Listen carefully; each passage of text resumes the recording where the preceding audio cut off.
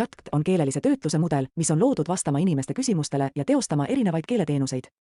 Siin on mõned näpunäited, kuidas ChatGPT kasutada.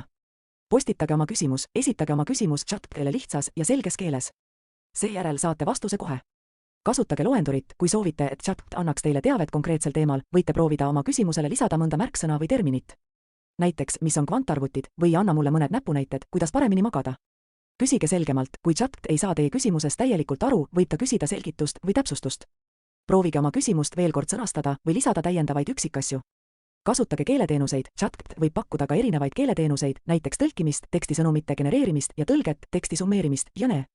Lihtsalt esitage oma taotlus ja ChatGPT teeb oma parima, et vastata sellele.